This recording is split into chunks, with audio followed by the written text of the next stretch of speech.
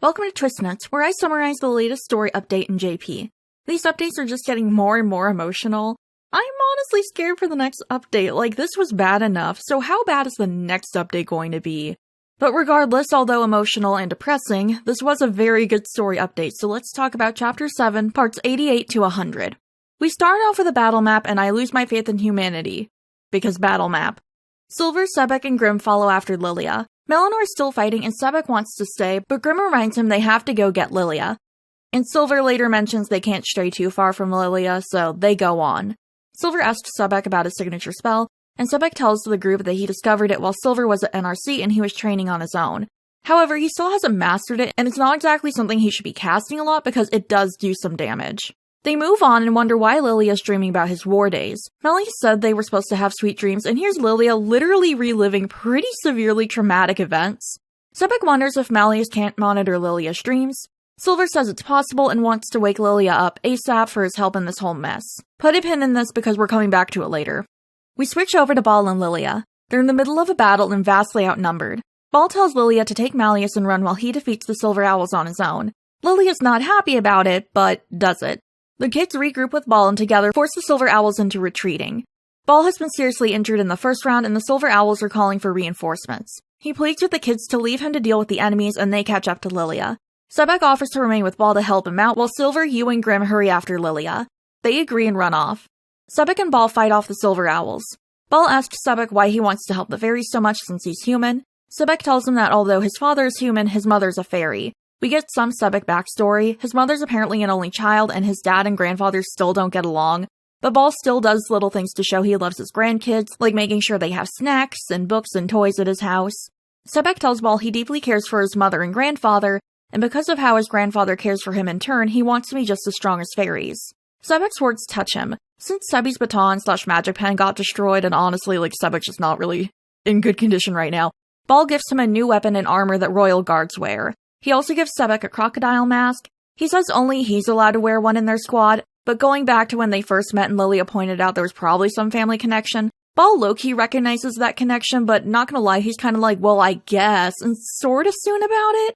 I think deep down he probably realizes Sebek is family, but doesn't realize grandson because, how would he?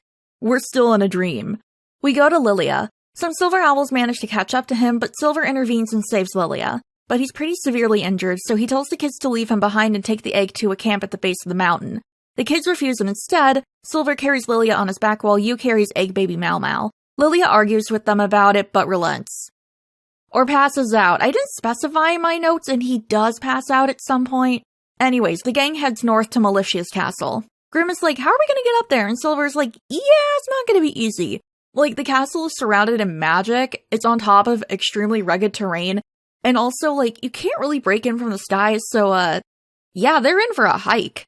Silver says it's basically a fortress, and also, lore note, according to legends, the Thorn Witch had a castle there, so, yeah, it's basically where Maleficent lived. That legend's probably true. As they hike, they talk. Silver wonders if the reason Malleus can't control Lilia's dreams is because he's dreaming of a time before Malleus was born, so Mal can't imagine anything and, change anything. Silver Owls approach, and the kids fight. They eventually get to a bridge and this is their first major milestone in the journey. Lilia wakes up and insists he can walk on his own. Yu gives him the egg to carry and he asks where Sebek went. They fill him in. More Silver Owls show up and this time they brought their war machine/tank/excavator things. Silver tells Yu to take Malleus and flee over the bridge and he'll buy them some time, which they and Grimm do. Sebek and Ball rejoin the group in the nick of time and help fight back the Silver Owls with the help of Sebek's signature spell. The Silver Owls are sent packing, and the rest of the group gets over the bridge right before it collapses. The storm engulfing the land of Briar gets even worse, and when they look over to Meleanor's castle, they notice the whole thing is covered in thorns, just like what happened when Malleus overblotted. Sebek wonders if this means Meleanor has also overblotted. We then get a lighthearted moment of Grimm asking Sebek about his new armor, and Sebek starts boasting about it, failing to realize the others are continuing out of the castle, and Sebi has to run and catch up to them. We also get a certified dad moment from Lilia. Silver and Yu are getting cold as they travel up the mountain, so he gives them his cloak to share. During the hike, they run into more Fae soldiers who tell them Maleficia has basically ordered everyone to Meleanor's castle to help. The gang, however, on Meleanor's orders, continues to Maleficia's castle despite obstacles being in their way. Eventually, the gang gets to the castle. Lilia tells the guard he has Meleanor's egg and to get the cradle tower ready. Lilia collapses and despite this, is still talking about how he needs to get back to Meleanor and help her. Ball, the only one with sense, tells him that's a terrible idea and that he's not going to help her when he's that weak. They notice a bright light and realize that it's coming from Meleanor's castle. We switch over to her. She's still fighting off the silver owls. No, we don't see an overblot design for her, so I don't know if she really has or not. I don't know. Probably. Some owls complain and are like, oh no, she blocked her exit. She's so mean and evil. Well, of course we have to get rid of her since we can't coexist. And it's like, guys, this is such a problem of your own making. We see the Dawn Knight and not gonna lie, he's not doing well emotionally. He hates that things have turned out like this and wish that they could have talked things over, which, okay, I guess.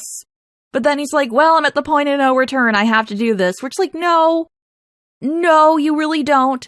I get you're worried about your father-in-law and stuff, but I don't know, maybe when y'all first came to Land of Briar, you should have asked Meleanor to help. She probably would have done it. Also, quick correction from last video, I was under the impression Meleanor always hated humans, but it turns out that no, she didn't. She initially was fine and welcomed them, and then things got bad. I completely missed that, so I want to apologize for that and also the awful way I talked about her. It doesn't matter that I missed that detail. I should not have spoken like that considering the circumstances of the Silver Owls trying to colonize the Land of Briar. And me just being like, yeah, Meleanor's racist was completely unacceptable and I'm so sorry. And also to anyone who's like, you don't have to apologize again. No, I absolutely have to, so don't say that. And frankly, I still feel horrible about it months later. I don't have a good segue back into the story, so, the Dawn Knight is monologuing about that, and then also how he wishes for a world where fairies and humans can coexist. We cut back to the gang. The storm has cleared and dawn has come. Everyone slowly realizes the storm dissipating means Meleanor has died. Lilia immediately collapses again and starts to break down. He feels like this is all his fault, and that if he had had more strength, he could have forced her to retreat with them and she would still be alive. He also mentions he had a promise with Lavon. I'm assuming to protect Meleanor, but he doesn't explain and I straight up don't remember if they said what it was in the previous parts. I don't keep my scripts, so I can't even go back and check it, I just straight up don't remember. I also want to take a moment to discuss the language in the game. They never actually say die. When they talk about Meleanor's passing, they always say that she's returned to the stars. Normally, I wouldn't really talk about this, but I know EN detractors, when this comes out on EN, will be like, see, EN isn't as dark as JP, they're softening things and ruining the game! And it's like, well, one, can you not? Two, they literally do not say die. They only ever speak of Meleanor and later another character as returning to the stars. That's the literal translation. They literally say returning to the stars. I'm not even joking, it's not a euphemism, that's literally what they say. So if you see someone being weird with the end when it comes to them not saying die with Meleanor, you can tell them they don't say die in JP. Literally they don't. I legitimately don't know how to be making it more clear. The literal translation is returning to the stars. Anyways, mysterious green lights accompanied by voices show up and mourn the princess's passing. The kids are like, what the fuck is this? Why are there voices in our ears? And Ball is like, oh, the senators are here. The senators are furious with Lilia, and as soon as they're done being like, oh, we're so sad Meleanor's dead, they immediately go into being horrifically terrible to Lilia. They talk about how he's just a dirty bat and how he ran away and left Meleanor on her own. They do not ask for what actually happened, they just jump to this conclusion. Ball is furious with the senators and quickly explains that Meleanor ordered them to take Malleus and run in order to protect him. Lilia tells him to stop talking and he resigns from the royal guard on the spot. He tells the senators his subordinates were only following his orders so not to punish them and he'll take whatever punishment they give him. They ban him from the capital city and take egg baby Malleus away from him. Ball continues to argue for Lilia, telling them that Meleanor told them if anything happened to her and Lavon, Lilia needed to be the one to hatch the egg, on top of chewing them out for being disrespectful for disobeying imperial orders, which, yeah, this is the princess's final wish and you're not gonna do it? They ignore him. Yeah, they just straight up ignore him. Lilia starts to leave and Ball is like, where are you going? Are you just gonna disobey Meleanor's orders? And Lilia replies that he's not a royal guard anymore, so why would it matter if he obeyed her or not? He says there's nothing for him to protect anymore, with Meleanor gone and Malleus taken from him.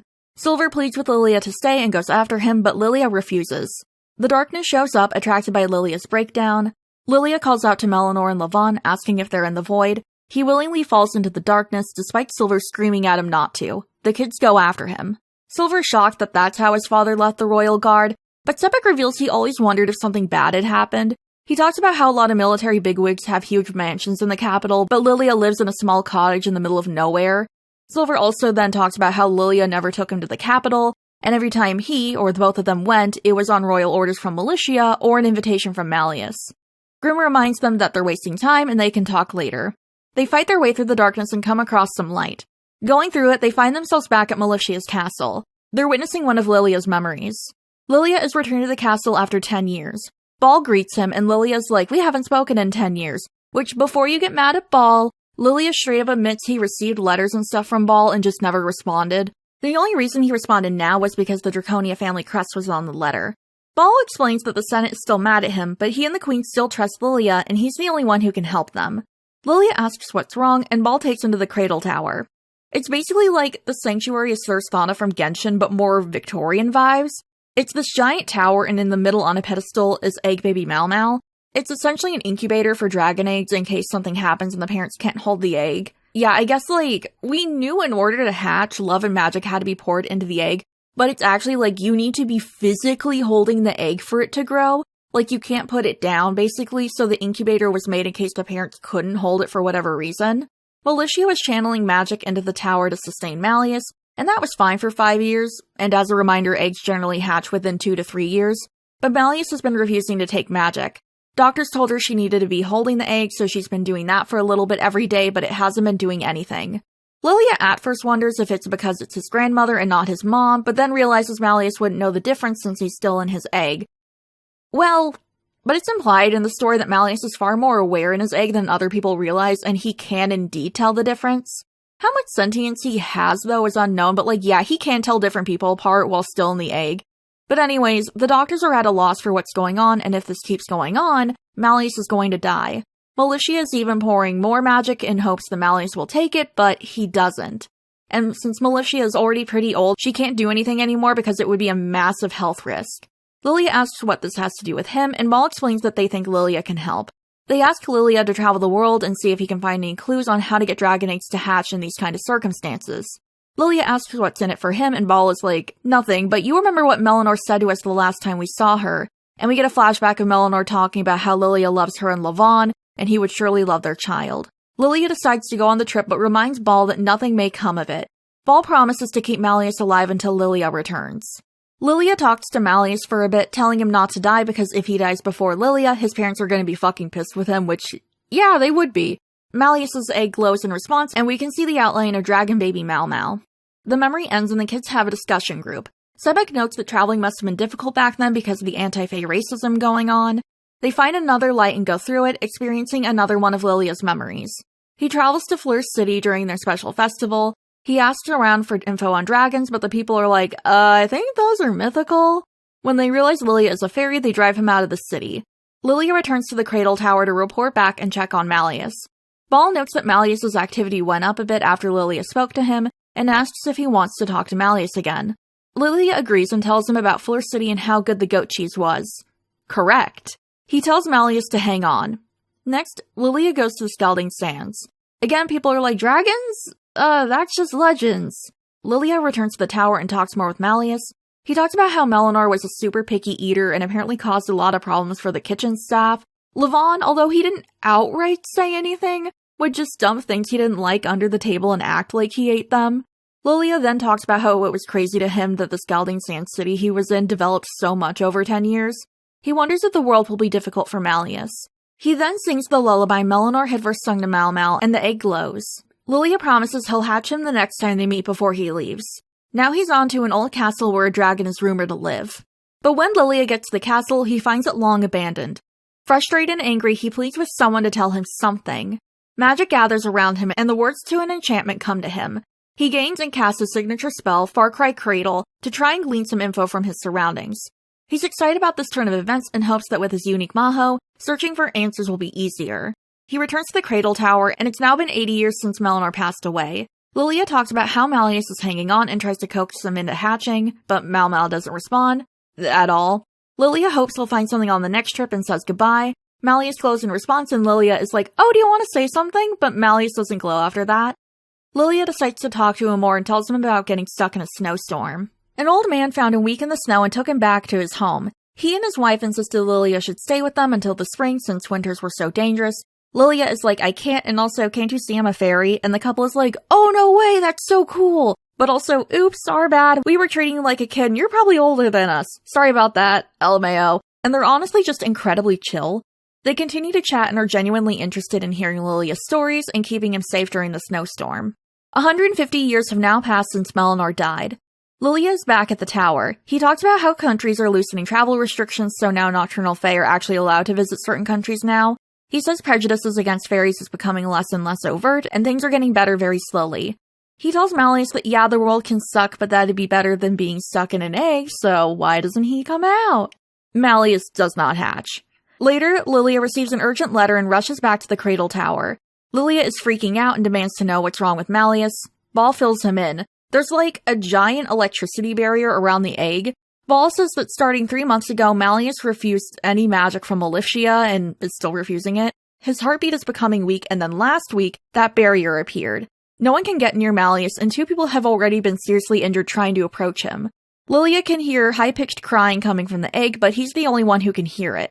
Lilia rushes to the tower despite Ball telling him to stop because Lilia will and does get injured. But Lilia is like, he's crying, he needs me, I can't do nothing. Correct.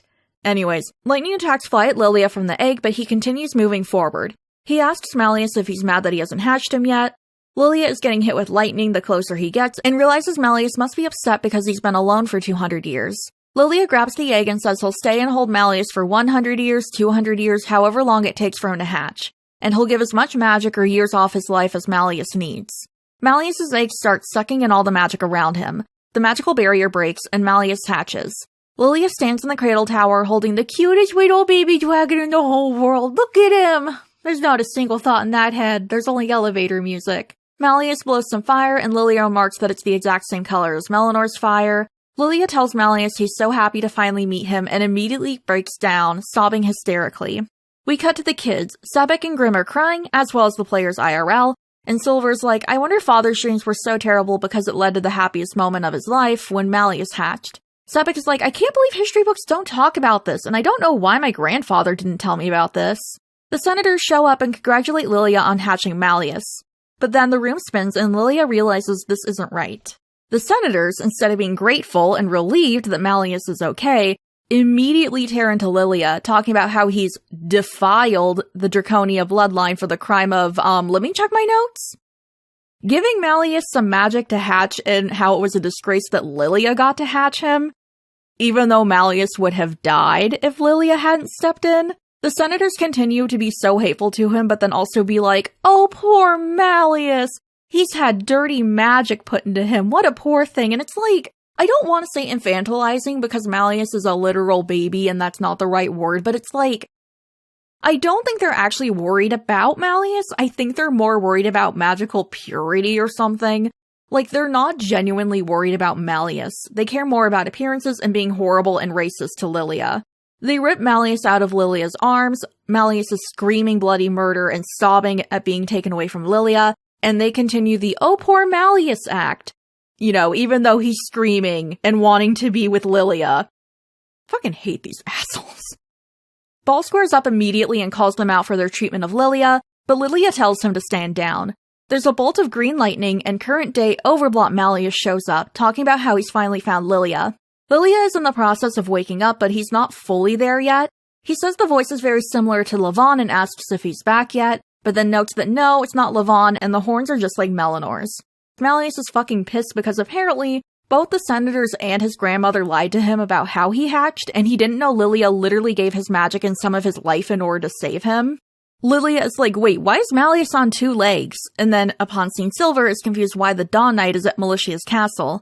Malleus asks Lilia if he enjoyed this dream or if he wanted a different one. Malleus asks the others if they're still going to resist him, and Silver says they'll never stop resisting until they defeat the sleep curse and wake everyone up for realsies. Lilia wakes up and remembers Malleus' overblot. He's like, well shit, Malleus, you did do it.